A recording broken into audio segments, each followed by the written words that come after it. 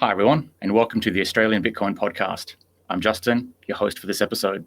At the time of this recording, Bitcoin's block height is at 727,375, and Bitcoin price in Australian dollars is 55,330. Today's episode will focus on Bitcoin wallet options, particularly desktop and mobile wallets. It won't focus as much on hardware wallets, as that's already been covered in a previous episode. And to help me out today, I've got Daniel from hardblock.com.au, Australia's first and oldest Bitcoin-only exchange. How's it going? Good. How are you, Justin? Pretty good, thank you. Yeah, it's good to have you here. So I want to maybe just put out a couple of definitions that we covered in our last podcast around hardware wallets, and it also became a bit of a tangential podcast around passphrases. So we won't cover that as much in this episode, but I want to just put out a few definitions just to clarify things for users. So if you hear of a cold wallet, that's a wallet that's never been online before. Hardware wallets often aim to be a cold wallet by having an air gap or a secure element, but they're not always cold wallets. However, a hardware wallet would be considered more secure than the alternative, which I'll explain in just a second. They're considered more secure because they're more protected from remote attacks. So waking up in the morning, checking your Bitcoin balance and it all being gone, that's highly, highly unlikely with a hardware wallet.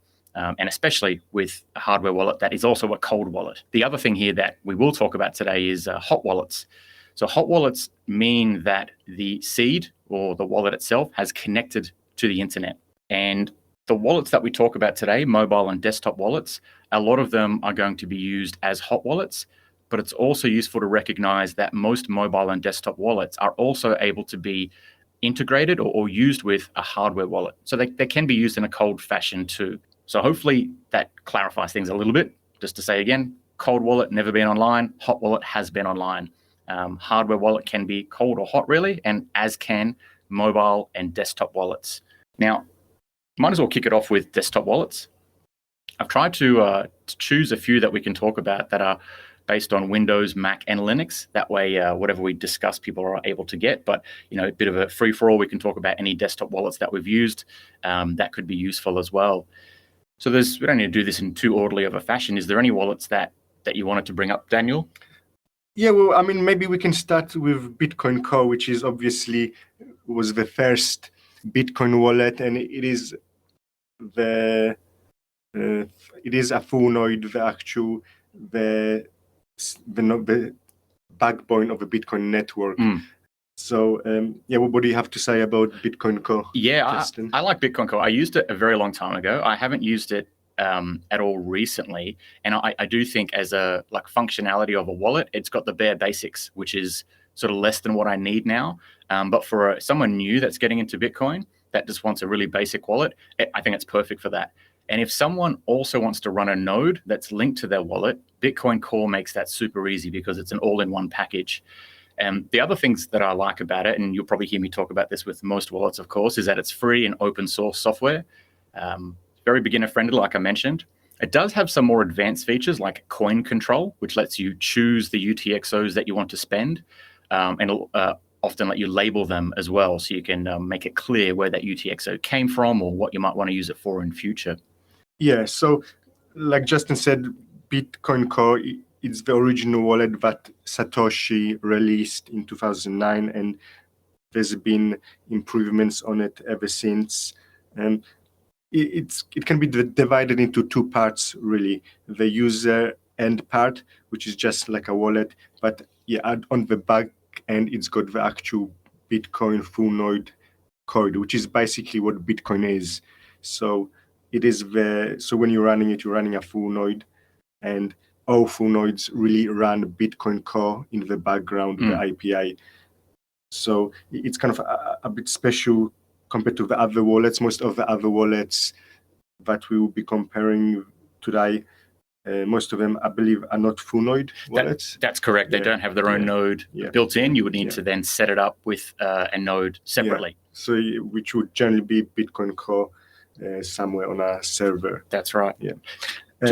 I'll jump in with just a couple of points about Bitcoin Core that's good to recognize, is that it doesn't have multi-sig functionality at the moment. I'm not sure if they're planning to put that into practice, but anyone who's trying to use multi-sig, which maybe most newbies wouldn't, but maybe intermediate advanced would be looking at multi-signature setups.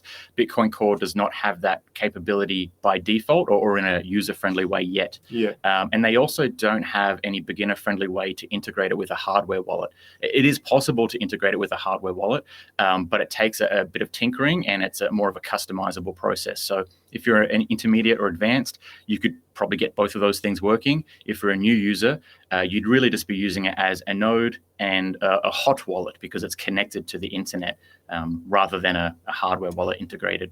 Yeah, I believe you can do the multi-sig, but you have to go through the terminal, the command line. So that's a bit more advanced. Correct. But through the normal kind of user interface, GUI interface, you can't do it. That's right. I think they are working on that, making that.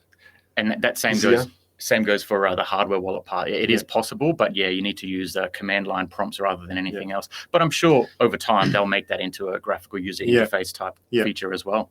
Any other wallets that we reckon are noteworthy? Yeah, sure. So another one I've used a few times is Blockstream Green. Mm-hmm. So it's a desktop.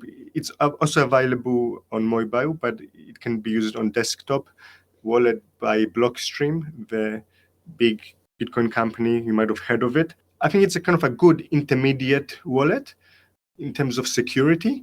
It's got pretty good user interface. Have you used it, Justin? I experimented with it a bit, and am I right in thinking that this is the one that it's like a multi-sig setup? So you have two keys, you have both obviously, and they have one key on a server, which means if you ever lose your device, you're not actually losing both keys. So if someone steals your device or you lose it, you know that they can't actually spend with the keys on that device. Is that that's right? Correct? That's it. Yeah. So it is multi-sig, which has that advantage. You kind of, each time you make a transaction, you get kind of like the backup from it. And if you send to your email or whatever, and if you lose your device, Blockstream keeps a server with one key from the multi-sig. So you can go with the backup and retrieve your coins. So it does have that kind of security feature. And it's got decent security, I wouldn't say as good as hardware wallets, but it's easier to use than hardware wallets. It's a good kind of intermediate level between decent security and a good user interface.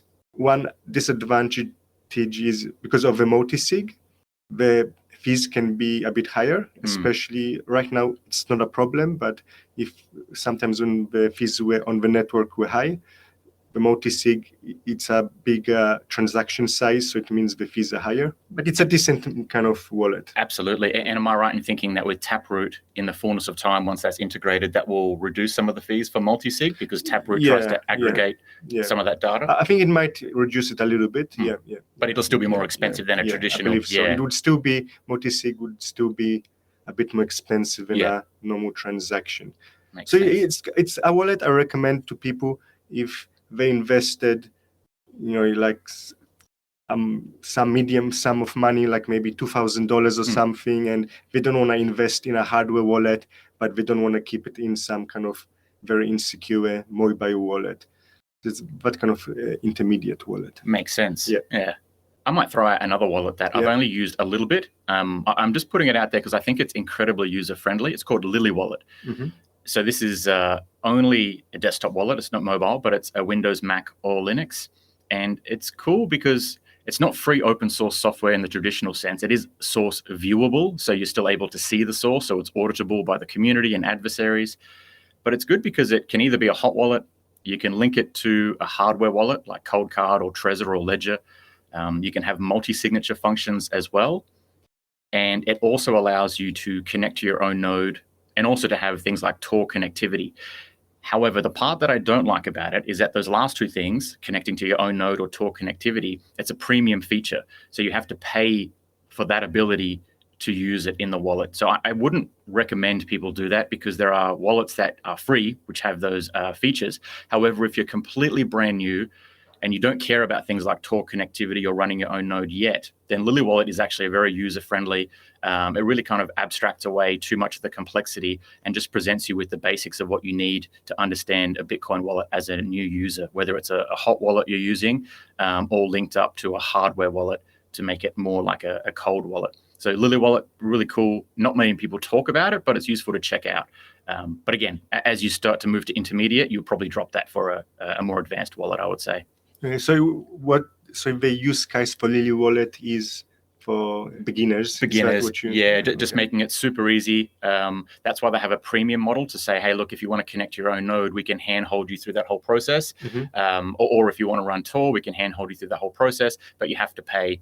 It's a subscription fee, which, to be honest, I can't recall. It is an ongoing fee. It's not like a one-off fee. I can't recall if it's monthly or yearly, but you end up paying a small amount, which, again, I don't think is that useful, because once you get to that point of wanting to run your own node or connect over Tor, I think it's accessible enough once you're at that point and you want to do it. And if you've got the motivation to do it, you can learn that relatively easily. And there's a lot of other wallet software that will let you do it relatively straightforwardly. But for new users, it's probably a bit too much, which is why Lilly Wallet might be a nice little in-between just to get started. So if we were to write it, in terms of usability, it would be high usability. Yes. And in terms of security, you'd say like moderate security. Moderate security, that's right, because you're still using someone else's node. Essentially, you have to connect to a public node. And of course, there's no Tor connectivity, which means unless you're using a VPN, whichever node you're connecting to would know things like your IP address, basically. So not the best for privacy or for security, but a good place to start for just saying, I have no idea about desktop wallets. Give me one that's got some decent features, a bit more than Bitcoin Core, and that's a good intermediary. I've got another one that is my main recommended wallet, and that is Sparrow Wallet. So maybe I'll just rattle off some of the features that I like about it.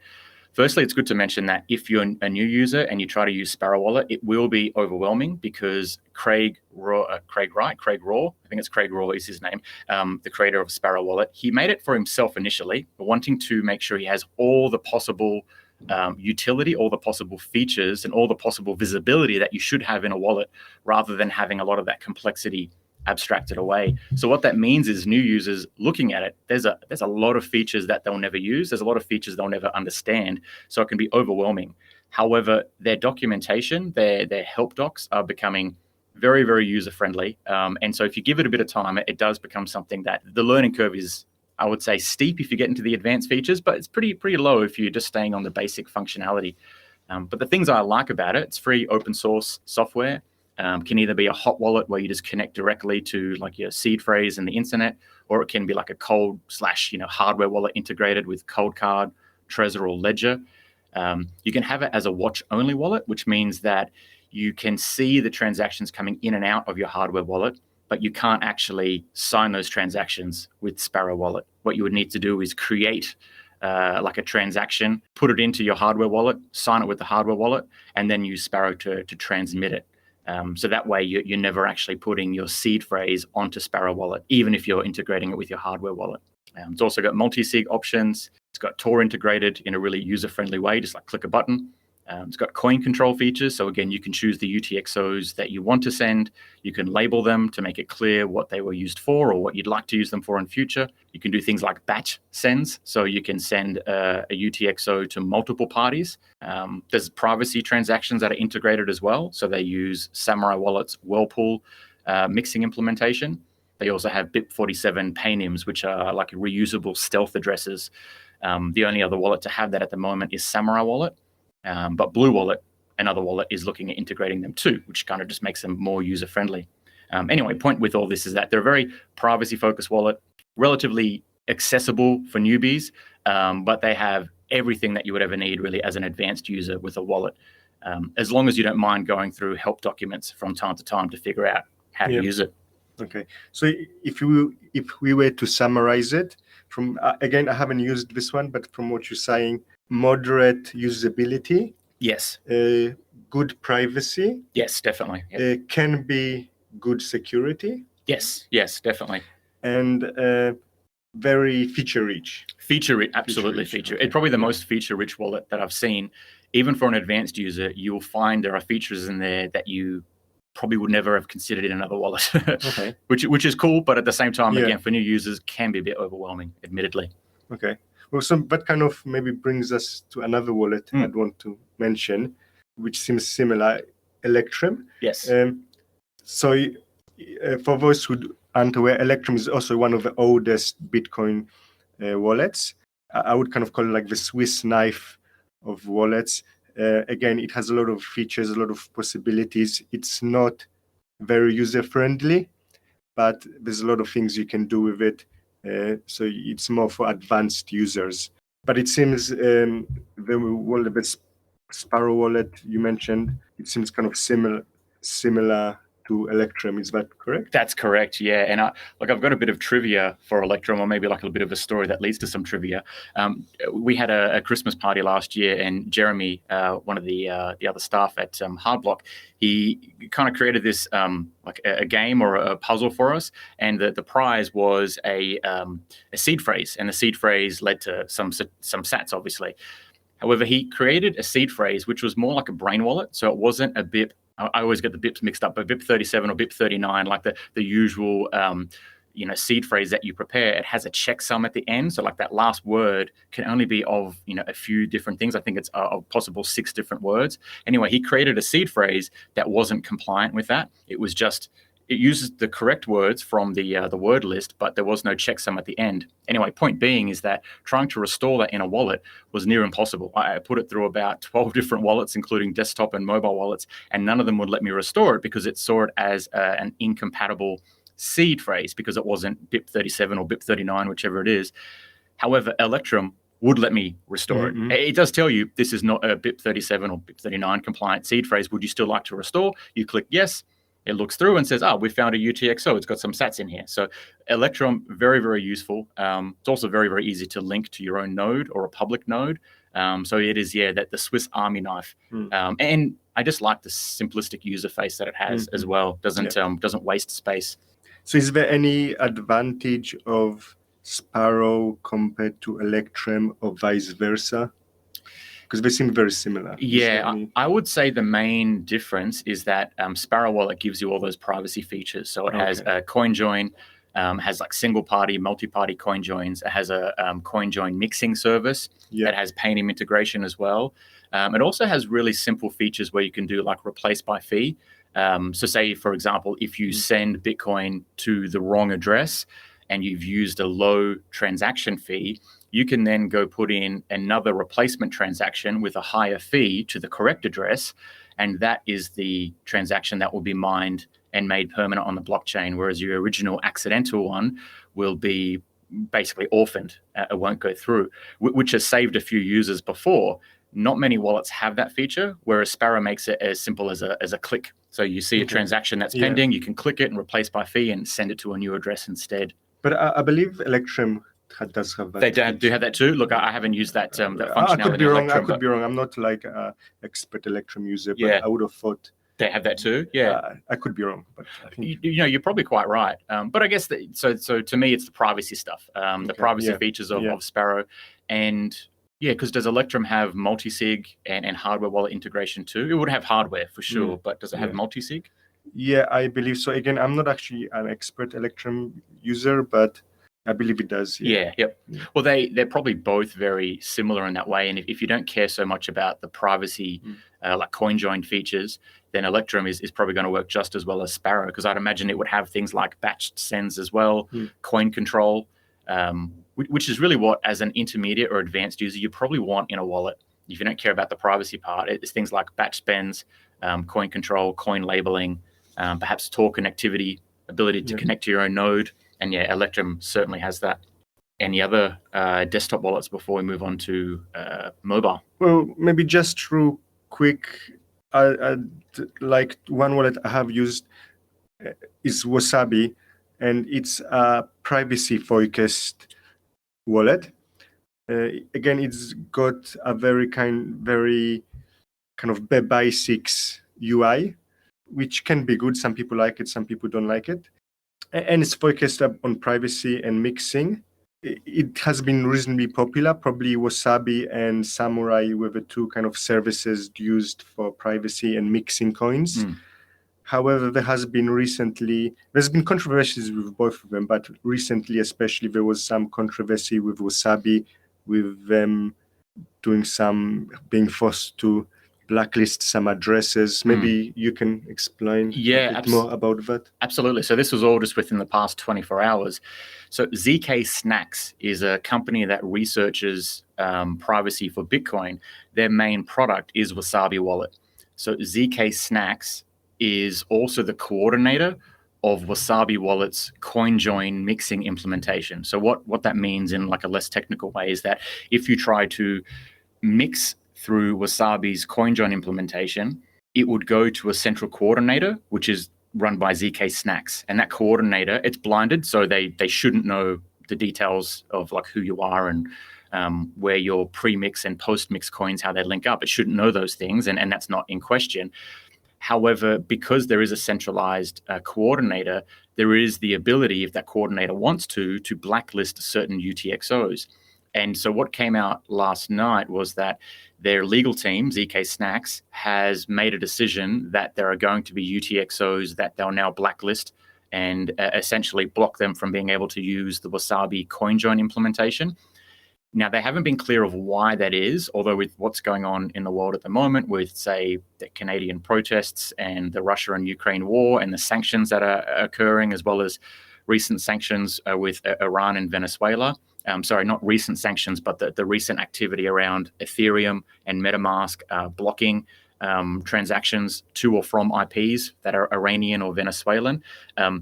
This, to me, would probably fit in pretty well with Wasabi's announcement of saying we're going to be blocking certain UTXOs, which means, you can kind of tell privacy is under attack when certain IP addresses or UTXOs with certain history become blacklisted from using a privacy enhancing or privacy maintaining service. As maybe a little bit of trivia, because it is a free open source project, a couple of people are going to fork it. So there's already one that's called Wasabi Btc, which essentially uses the exact same Wasabi wallet, but they've set up their own centralized coordinator, and they've said they will never blacklist UTXO. So if people want to keep using Wasabi's CoinJoin implementation, that the mixing implementation that is, they're able to do it by just pointing their Wasabi wallet at a different coordinator.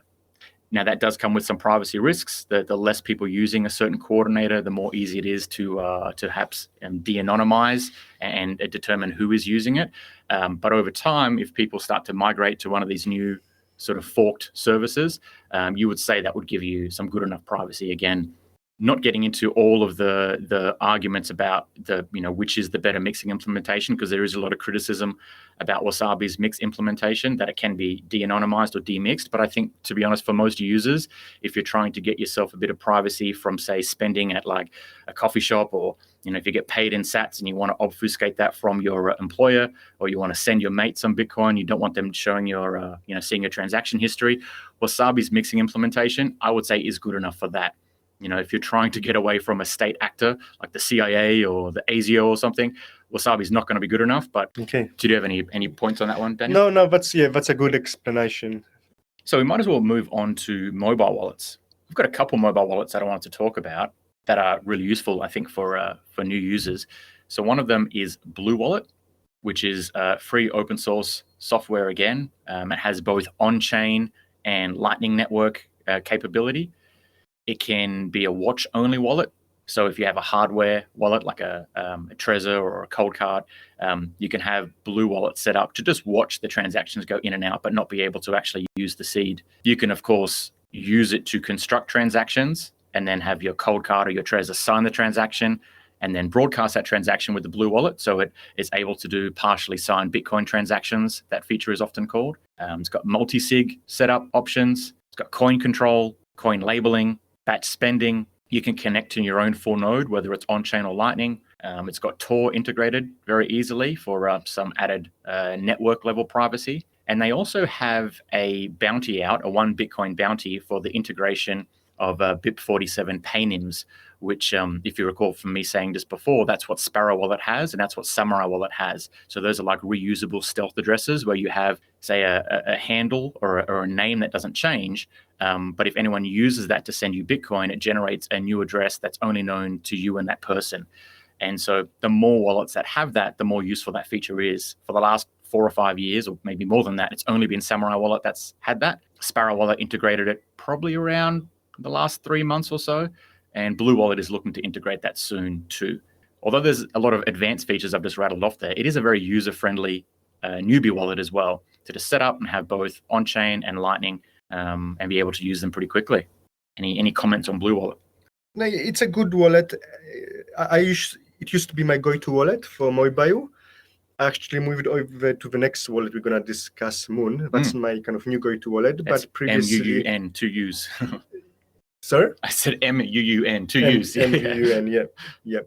But yeah, I mean, Blue Wallet is still, it's a pretty easy to use wallet. And I guess I would just say in general how I use Moibio wallets. I don't use a lot of security or complex features if they do have them. For me, if I'm storing Bitcoin, I use some other code storage solution. But for me, I don't care that much about security on my mobile wallets. I usually have a smaller amount of money on them that I use if there's ever any opportunity to use Bitcoin in a retail setting. I can use it then. Or if I meet somebody and I'm teaching them about Bitcoin, to just give them a small amount of Bitcoin. So for that, I don't keep large amounts. And the most important things for me is really just ease of use, usability. And so I can set somebody up in 5 minutes and give them some Bitcoin. And the only security feature I use is I back up the wallet. So usually there will be a seed phrase or something like that, and I back up the wallet. But yeah, I mean, Blue Wallet, yeah, it's a pretty simple wallet. It's got Bitcoin and Lightning. So you can create multiple wallets, and when you create the wallet, you can choose whether it's a Bitcoin wallet or a Lightning wallet. But the next wallet has a different solution to that, which I really like, and maybe we can discuss it. Yeah, definitely. So Muun Wallet has similar to Green Wallet, which it's a multi-sig setup, so a 2 of 2 multi-sig. But Muun Wallet servers have one of those signatures, and you have the other signature on the phone. So of course, with the phone you can spend, but if someone say got the phone, they wouldn't have access to both of those signatures, both of those keys to then restore the wallet elsewhere. You would have to write that down separately. And it's also kind of cool when you sign up that the multi-sig options, it's a bit more user-friendly because they get you to sign up with an email address, with a password, and then you have this sort of recovery, this backup, which you encrypt with another password. So it's a bit more user-friendly in the sense that there's an email and a password attached to it, which probably most new users that are brand new to Bitcoin are probably more familiar with, because that's how they sign into most services. I'm not sure if you have to do that. That's just the UI or the flow that I got put through when I signed mine up. Yeah, but that's correct. You can. I think there's different options to backup though. You can have Gotcha. There's different options to backup. So you can have email and password, which can be then kind of used to unlock the wallet. And I think they send you the kind of backup to your email, but I think you can have a seed phrase. I think there's multiple options. I haven't used more of those options, to be honest. But I'll get to the main reason why I like Muun Wallet is that it combines Bitcoin on-chain and Lightning balance, which makes it really easy to use. I don't have to have separate Lightning wallet and separate Bitcoin wallet. In fact, you don't even have to know much about them.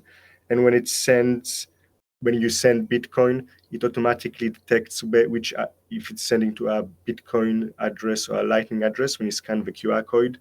And again, you can receive in Bitcoin or in Lightning and just combines into one balance. So that makes it really easy to use. I really prefer that over the Blue Wallet, where I had to have separate balances, and then you have to kind of convert to Lightning. There it's done. It's all combined in the balance. So you can receive your Bitcoin in Lightning, and then you can send it using on-chain. If somebody, you don't have to convert it between the two. It does it automatically behind you. I don't know the exact mechanics of it. There was an interview with Stephen Livera on the Stephen Livera podcast where he interviewed the people behind Muun Wallet, and they described that in more detail, how it works. But it just works and it's really good. I could jump in there. I've got a little bit of detail about it. Okay. So they use something called submarine swaps to go from on-chain to Lightning and quite likely back from Lightning to on-chain. Something that I don't think a lot of users are aware of is that the balance that they see in the wallet, now look, someone who's a technical expert, correct me if I'm wrong, but the balance you see in the wallet is on-chain, even though you can use it for Lightning. And even if you send something from, say, another wallet into the Muun Lightning wallet portion, if you want to call it that, it's actually still on-chain.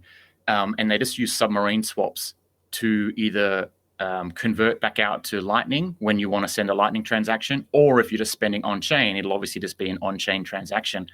So that it seems a bit weird to get your head around. Like if you send, say, from your Blue Wallet Lightning channel or Blue Wallet Lightning portion to your Muun wallet to a Lightning receiving address, it'll actually be sitting on your Muun wallet on-chain.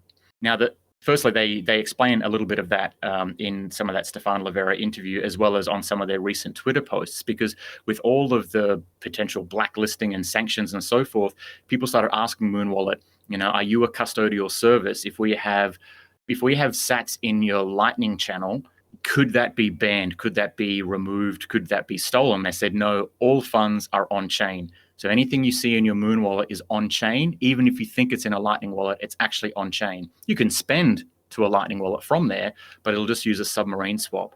And so by doing that, it becomes non-custodial, as in like you self-custody your Bitcoin because it's on-chain rather than sitting in someone else's Lightning channel. There is a few moments where it becomes custodial. So I think if you use something called turbo transactions, basically it means that when they're performing the swap to Lightning, it has to use one of their Lightning channels, which means that to some extent you lose custody of that Bitcoin or those sats until they're then paid into wherever you want them paid to. But that's a relatively small window of, I wouldn't even call it insecurity, because if you trust Muun Wallet, then that's only a few seconds of a transaction. But I guess the point there, a bit of trivia, is that even though it looks like you have Lightning network sats in your Muun wallet, it's actually all on chain, and they just do a bit of technical stuff behind the scenes to swap it back and forth between Lightning or on chain, depending on what you need. Okay, so if I'm receiving Bitcoin using Lightning on Muun Wallet, I receive it using Lightning, and as soon as I receive it, it gets converted using submarine swaps to on-chain. That's Bitcoin. correct. Yep, that's right. Okay. And that, because they have, look, some of the technical details of Lightning sort of escape me, but they don't wait for confirmations, which is how they can make it so quick. And the reason behind that is, well, I don't know any way that you would be able to take advantage of that or manipulate that and double spend or anything. They've obviously looked into that well enough, and that there hasn't been any incidences of that either. So they don't wait for the full confirmations, which is why it feels like you're always sending Lightning, because when they do the submarine swap, they don't wait for that. That's correct. Yeah. So the submarine swap, if you receive in Lightning and it actually goes into on-chain, you don't have to wait for the confirmation for it to show up in your wallet. It'll just show as being there, even though technically on-chain it would only have zero confirmations at that point. Okay, yeah, that's interesting. I wonder what happens if you actually try. I've never tried this, but if you actually try to immediately send it, if you would actually send, like if I receive on Muun Wallet using Lightning, if I receive some balance and then I immediately spend using Lightning that entire balance, or even on-chain, would it allow that? I haven't tested it, but maybe there's a possibility you can't spend it immediately. Sometimes it'll tell you need to wait. So depending on the type of transaction you want to make, it'll say you need to wait because this is an on-chain transaction and requires confirmations. If you were to spend it, that's right. But seeing it in your wallet and feeling like, okay, I've received my money, it doesn't require to wait for that. Well, but again, and all these technical details are kind of behind the scenes. True. Just using it, like you don't even have to know much about it. Just everything works. I haven't had problems, and I really like using it. Likewise, look, the wallets I have on my phone are Blue Wallet, Muun Wallet, just because I really like Muun Wallet's functionality. And I think for new users, getting them to sign up a Muun Wallet makes a whole lot of sense. And if they want an extra step, they can go to a Blue Wallet, especially if they want to set it up with their own node or something, because you can't do that with Muun. And the only other wallet I have is Samourai Wallet, which is, I would call, very much an advanced wallet. It has all the features that we discussed earlier with Sparrow. In fact, Sparrow's privacy implementation, so their coin joins or their centralized coin join implementation, That is all based on Samourai Wallet's protocols as well. So it's just a nice way to have almost Sparrow Wallet on a phone, but it's Android only, which is the unfortunate part. So no love for iOS. Well, that's most of the wallets that I think are worthwhile for users to consider. And I guess if we want to bring it back to some basics for mobile, probably just inherent in what I just said, Blue or Muun. For most users, that's going to keep you covered. For desktop wallets, what do we think? Like Sparrow for intermediate and advanced. I think your Lilly Wallet might be good to get you started, but things like Electrum, and we mentioned another one that slipped my mind, Green Wallet. Those are probably good ones to consider, and you're not going to go wrong with any of them, really. Yeah, I mean, it depends kind of who you are, what's your use case, how technical you are, how much money you want to save using it. But yeah, again, if you just are a reasonable kind of a beginner level and you don't have a huge amount of money, the one I recommend for desktop would probably be Green Wallet. Yep. Makes sense. And it looked to highlight a point that you sort of touched on there, and you mentioned specifically earlier, is that, mobile wallet, you would see it as a hot wallet and you would see it as like a spending wallet. It's probably a good way to consider it. It's like put in there what you expect to spend, put in there that you don't expect to lose it, but if you do lose it, it's not going to ruin your life. Whereas anything that is your savings, like your life savings, your long-term, you want that in cold storage. You want that in a hardware wallet that's not connected to the internet, that doesn't travel everywhere with you when you go to stores or whatever it might be. Yep. No worries. I think that's pretty much it. That's probably a good place to end it. If you've got any queries about wallets, or if it feels like there's too many options from what we've just described, please feel free to reach out to us, either on Reddit or Twitter, and we're happy to answer questions. So otherwise, thanks for listening. If you enjoyed the content or think someone else would benefit from it, please like and share it. And again, reach out to us on Twitter if you have any queries or any content requests. The handle is hardblockbtc, all one word, hardblockbtc. Thanks for listening. And until next time. Thanks. Bye. Thank you, Daniel.